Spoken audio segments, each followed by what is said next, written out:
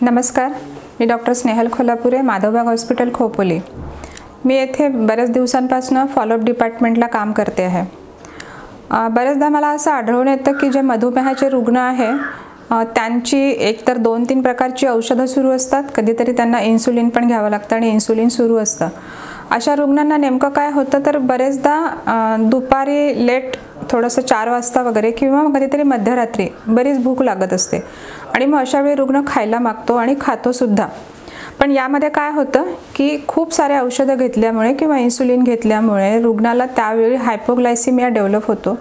रुग्णाला वाटते मला खरंच भूक लागलेली आणि रुग्ण खायला मागतो आणि खातो सुद्धा। यात काय होतं की परत ती साखर जशी कमी झाली होती तशीच अजून जास्त प्रमाणामध्ये ती वाढलेली आपल्याला दिसते आणि त्यानंतर HbA1cचं पर्सेंटेज पण वाढलेलं दिसतं आणि मग डॉक्टरांना असं वाटतं की रुग्ण ठीक झालेला नाही आहे किंवा साखर सारखी वाढतेच आहे। डॉक्टर अजून त्याची औषधं वाढवायला बघतात। परंतु हा क्रम असा नसून यामध्ये माधवबागमध्ये आपण काय उपाययोजना करत असतो तर रुग्ण इथे आल्यानंतर आपण त्यांचे दिवसातनं 3 ते 4 वेळा साखर चेक करत असतो। शुगर जर टॅबलेट देण्यासाठी योग्य असेल तर ती दिल्या जाते, अदरवाईज पेशंटची ती गोळी थांबवून त्या दिवशी त्याला ते मेडिसिन न देता फक्त डाएटवरती आपण त्याची साखर मेंटेन करायचा प्रयत्न करत असतो। आणि मग या 7 दिवसांमध्ये असं लक्षात येतं की रुग्णाच्या 4 पैकी 3 गोळ्या तर ऑटोमॅटिक बंदच झाल्या, फक्त एका गोळीचीच गरज पडते आहे। इन्सुलिन जिथे ते 12 युनिट घेत होते ते आज 4 युनिटवरती येऊन ठेपलेलं आहे, कारण त्याची गरजच नव्हती, त्यामुळे ते दिला गेलं नाही।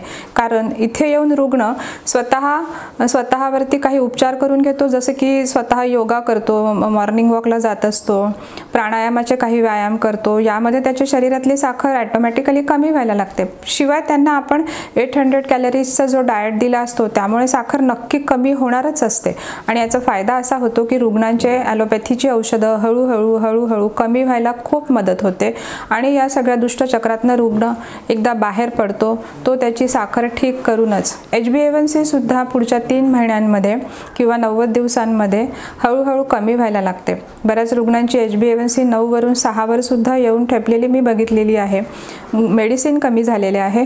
असं जर सगळं होत असेल तर मग आपण माधवबागला एकदा व्हिजिट देऊन या सगळ्या गोष्टी एकदा बघून माधवबागची निवासी जी ट्रीटमेंट आहे ती आपण जर करून घेतली तर आपल्याला याचा नक्की आणि नक्कीच फायदा होईल आणि आपण मधुमेह मुक्त होण्यासाठी यशस्वी होऊ शकता।